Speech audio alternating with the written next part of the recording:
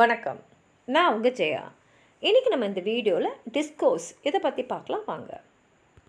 டிஸ்கோர்ஸ்னால் ஒரு வாக்கியமாக இல்லாமல் பல வாக்கியங்கள் ஒரு விஷயத்தை பற்றி பேசுகிற மாதிரி அமையிறது தான் டிஸ்கோர்ஸு.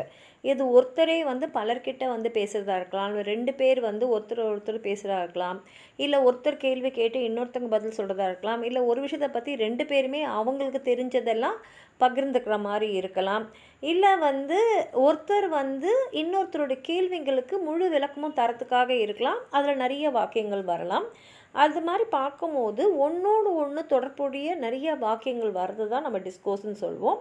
இதில் நிறைய வாக்கியங்கள் வந்தாலும் ஒவ்வொரு சென்டென்ஸ்க்கும் அதுக்கு முன்னாடி வந்த சென்டென்ஸ்க்கும் பின்னாடி வர சென்டென்ஸ்க்கும் ஒரு தொடர்பு இருக்கும். இது நிறைய விதங்களில் தொடர்பாக இருக்கும். அதாவது கனெக்டிவ்ஸ் மாதிரி யூஸ் பண்ணி அண்ட் த்ரூ ஆல்சோ வாட்ன்ற வார்த்தைகளை யூஸ் பண்ணி இருக்கலாம்.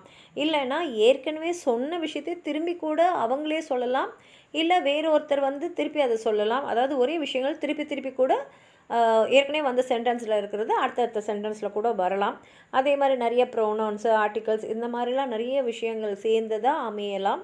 அதே சமயத்தில் ஒரே ஒரு சென்டென்ஸ் மூலமாக சொல்லக்கூடிய விஷயத்தை விட ஒரு டிஸ்கோர்ஸ்னு சொல்லக்கூடிய பல வாக்கியங்கள் அமைந்த ஒரே டாப்பிக்கை பற்றி அமைந்த வாக்கியங்கள் மூலமாக அந்த விஷயத்தை பற்றி நமக்கு இன்னும் நல்ல தெளிவு வர மாதிரி அமையிறது தான் டிஸ்கோர்ஸ். உங்களுக்கும் ஏதாவது சொல்லணும்னு நினச்சிங்கன்னா கீழே இருக்கிற கமெண்ட் பாக்ஸில் எழுதுங்க. அது படிக்கிறவங்களுக்கு ரொம்ப உபயோகமாக இருக்கும். இந்த வீடியோவை லைக் பண்ணுங்கள், உங்கள் ஃப்ரெண்ட்ஸோடு ஷேர் பண்ணுங்கள். சப்ஸ்கிரைப் பண்ணாதவங்களாம் ப்ளீஸ் சப்ஸ்கிரைப் பண்ணி சப்போர்ட் பண்ணுங்கள். நன்றி.